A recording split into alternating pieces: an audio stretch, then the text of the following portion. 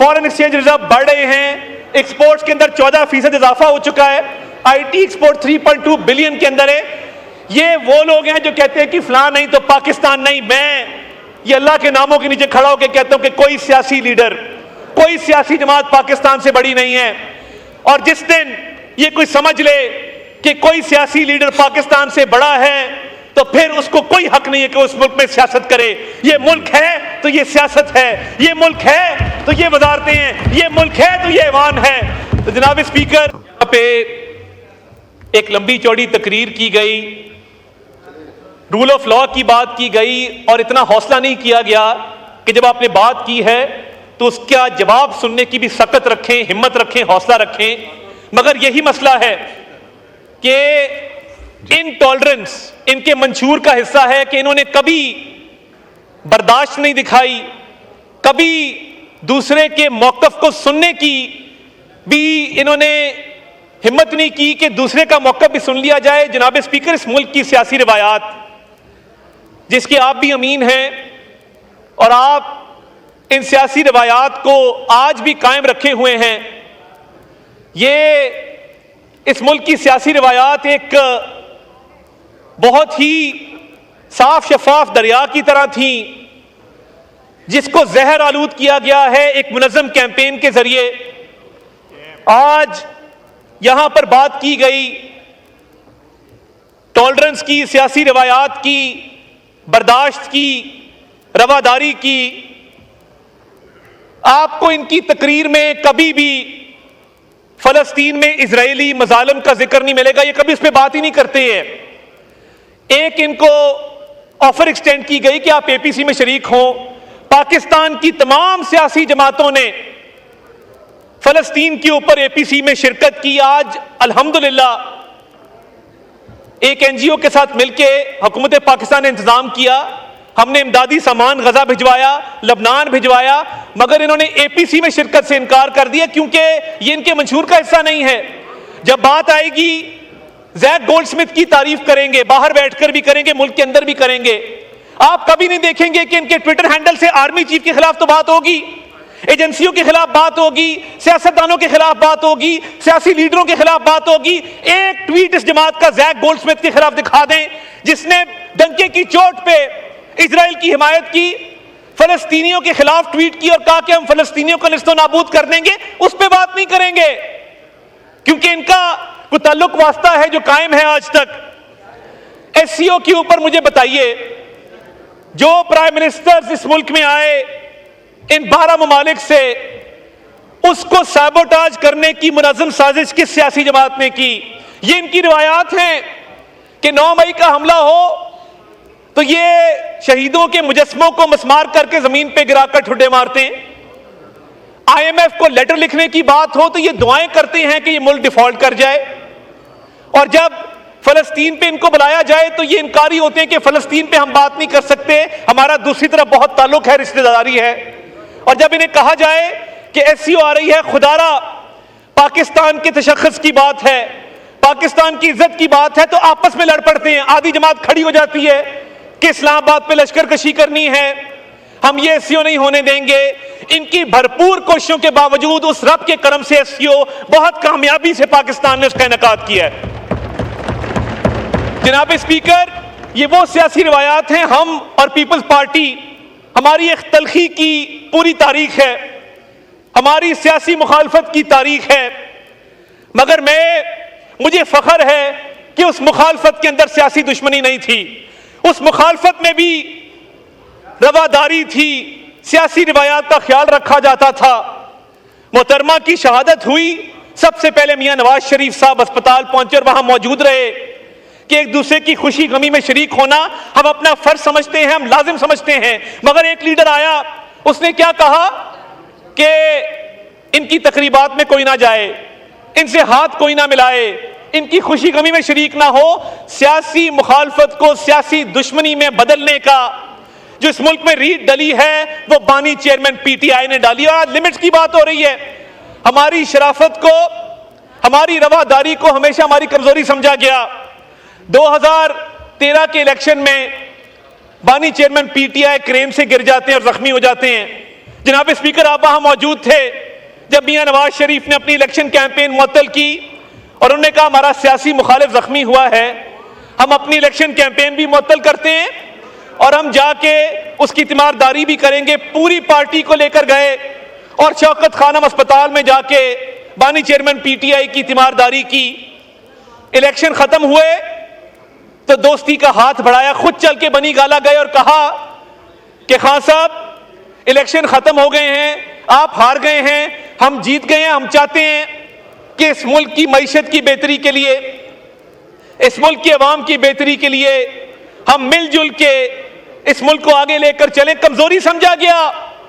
जो लीडर चाहता था कि इस मुल्क में वो रिवायात कायम रहें और सियासतदान आपस में बातचीत करें और मिलकर इस मुल्क को आगे लेकर चलें, उस लीडर के साथ ये सलूक किया गया कि उसकी अहलिया बिस्तरे मर्ग पर थी और एक फोन कॉल की इजाजत देने की गवारा नहीं किया इन्होंने। जनाब स्पीकर, ये आज खवातीन की बात करते हैं और कहते हैं कि जी खवातीन के साथ बहुत बुरा सलूक किया जा रहा है। तो मुझे बताएं कि लोगों की बहनों बेटियों को अदालतों में घसीटने की रिवायत इस मुल्क में किसने डाली थी? क्या फरियाल तालपुर किसी की बहन नहीं थी जिसको आधी रात को, चांद रात को अस्पताल से जेल में भेजा गया? क्या मरियम नवाज शरीफ किसी की बेटी नहीं थी जिसको बाप के सामने झूठे केस में दूसरी बारी गिरफ्तार किया गया? क्या शहबाज शरीफ की बेटियां जिनके घरों के घेराव किए गए, जिनको मुकदमात में मुलव्वस किया गया, अलीम खान साहब की फैमिली पर पर्चे दिए गए, जहांगीर तरीन की फैमिली पर पर्चे दिए गए, क्या वो किसी की बहनें बेटियां नहीं थी? क्या जब राना सनाउल्लाह के ऊपर हेरोइन डाली जा रही थी, क्या कोई बताने वाला नहीं था कि इसका भी खानदान है, इसकी भी एक बीवी है, इसकी भी एक बेटी है? तब कह रहा था कि मैं मूंछों से पकड़ के जेल में डाल दूंगा। जनाब स्पीकर, मैं इस बात का चश्मदीद गवाह हूं कि मियां नवाज शरीफ, मियां शहबाज शरीफ की वालदा इंतकाल कर गई और एहतसाब अदालत के जज को ऑर्डर थे उन लोगों के जो मुल्क से भाग चुके हुए हैं। वो एक मिर्जा होता था, मैंने कहते थे ये भाग जाएंगे, आप लोग रह जाएंगे। ये इस तरह की सियासी दुश्मनी मत डालें। वालदा की मैयत पड़ी और जज साहब कहते मैं जिरा करके रहूंगा क्योंकि ऊपर से ऑर्डर थे। आज जो ये यहां पे चीख के कहा जा रहा है कि खवातीन को सियासत के अंदर सियासी इंतकाम का निशाना बनाया जा रहा है, मुझे बता दें, ये मैंने 3 मिसालें आपको दी हैं, इसके साथ की एक मिसाल भी आपके पास हो तो मैं तकरीर खत्म करके चला जाता हूं।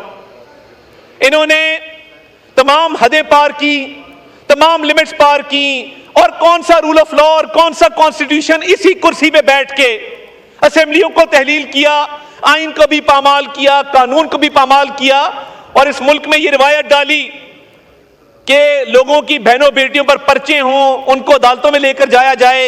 आज जो ये आपने मजलूमियत की दास्तान सुनी, तो मुझे ये बताया जाए जो केपीके में इन्होंने अपने लोगों को खुद अगवा करके बंद किया हुआ है और यहां पे मजलूमियत का प्रचार हो रहा है, तो क्या वो उन लोगों को आपने खुद बंद नहीं किया हुआ? आज जो ये बेंचेस खाली हैं, क्या पुलिस ने, रेंजर्स ने खाली कराए हैं? हमने खाली कराए हैं। इन्होंने ना सिर्फ अपने लोगों को बंद किया हुआ है बल्कि कल एक धमकी हमें इस पैगाम दिया कि अगर हमारे लीडर से किसी ने गद्दारी की तो हम जलाओ घेराव करेंगे, हम उसका जीना धोबर कर देंगे। जनाब स्पीकर, टाइम आ गया है कि स्टेट की रिट कायम की जाए और हम इनको समझाते थे। अली मोहम्मद खान साहब बैठे, पूछें, जब यहां मुराद सईद बोलते थे या यहां पे शहजाद अकबर बोलते थे, हम इनको समझाते थे कि खुदारा हमने ये बहुत तलखी देखी है माजी की, हमने और पीपल्स पार्टी ने, एमक्यूएम ने, इस बात को खत्म किया जाए। मगर तब अनाद थी, तकब्बर था, इक़्तिदार का नशा था। तो आज ये जो झूठा बयानिया बनाया जा रहा है कि जी मेंबर्स के साथ ये हो गया, मेंबर्स के साथ वो हो गया, आज आप भी बैठे हैं, आप इनको रिस्पॉन्ड भी करते हैं, इनके ग्रीवेंसेस को रिड्रेस भी करते हैं, मगर इन्होंने हमेशा हमारी शराफत को हमारी कमजोरी समझा। इन्होंने उस दौर में, वो स्याह तरीन दौर था 2018 से 2022 का, आज जो एससीओ हुई है, मैं वापस मौजू की तरफ आऊंगा। थोड़ा चाहता था कि इनको आईना भी दिखाया जाए कि इनका अपना तर्ज अमल क्या था और ये बहनों बेटियों की इज्जत के साथ क्या करते थे, और इंतकामी सियासत के अंदर जो इन्होंने आखिरी हद तक गए हैं, उसकी मिसाल आपको पाकिस्तान की तारीख में नहीं मिलेगी। तो एससीओ का जो इनकाद हुआ है, यही थे जो दूसरे मुल्कों में जाके कहते थे कि हम आपकी सकाफत को भी आपसे बेहतर जानते हैं, आपकी तारीख को भी आपसे बेहतर जानते हैं, आपके मुल्क को भी आपसे बेहतर जानते हैं, और पाकिस्तान को आलमी तन्हाई का शिकार किया, मशरिक भी नाराज किया, मगरिब भी नाराज किया। आज इनको मरोड़ उठ रहे हैं कि पाकिस्तान में 12 वज़ीर आज़म आए हैं, पाकिस्तान के खित्ते में किरदार को भी तस्लीम किया है, पाकिस्तान की तारीफ भी की है, और पाकिस्तान की आलमी तन्हाई अल्हम्दुलिल्लाह खत्म होकर रही है। ये इनको हजम नहीं हो रहा, ये इनको हजम नहीं हो रहा कि एससीओ का इजलास कामयाब कैसे हो गया। तो खुदारा, हम बदतरीन सियासी इंतकाम के होते हुए भी हमने मिसाके मईशत की बात इन्हीं बेंचेस से की थी। जनाब स्पीकर, आप गवाह हैं, यहीं खड़े होकर शहबाज शरीफ साहब ने कहा था कि ये पूरी फ्रंट लाइन जेलों के अंदर है, ये उमर अयूब साहब की कुर्सी से लेकर अली मोहम्मद खान साहब की कुर्सी तक तमाम लोग जेलों में थे, ये पूरी फ्रंट लाइन यहां से गायब थी। फिर भी वो खड़े हुए, उन्होंने कहा कि हम मिसाके मईशत करते हैं इस मुल्क की खातिर, इस कौम की खातिर, इस कौम के मुस्तकबिल की खातिर। मगर तब अनाथ ही तकब्बर था, और आज जब पाकिस्तान तरक्की कर रहा है, 8.8 अरब डॉलर की रेमिटेंसेज आई हैं, महंगाई 6.9% है, सिंगल डिजिट्स में आ गई है, इंटरेस्ट रेट 17.5 है, फॉरेन एक्सचेंज रिजर्व बढ़ रहे हैं, एक्सपोर्ट्स के अंदर 14% इजाफा हो चुका है, आईटी एक्सपोर्ट 3.2 बिलियन के अंदर है। ये वो लोग हैं जो कहते हैं कि फलां नहीं तो पाकिस्तान नहीं। मैं ये अल्लाह के नामों के नीचे खड़ा होकर कहता हूं कि कोई सियासी लीडर, कोई सियासी जमात पाकिस्तान से बड़ी नहीं है। और जिस दिन ये कोई समझ ले कि कोई सियासी लीडर पाकिस्तान से बड़ा है, तो फिर उसको कोई हक नहीं है कि उस मुल्क में सियासत करे। ये मुल्क है तो ये सियासत है, ये मुल्क है तो ये वजारतें हैं, ये मुल्क है तो ये ऐवान है। तो जनाब स्पीकर, एससीओ के कामयाब इनकाद पर पूरी कौम को मुबारकबाद पेश करते हैं, और हम समझते हैं कि पाकिस्तान का जो बैनुल अक़वामी सतह पर तशख़्ख़ुस बहाल हुआ है, उससे इंशाअल्लाह ताला हमारी इकनॉमिक सिचुएशन भी बेहतर होगी। बहुत बहुत शुक्रिया।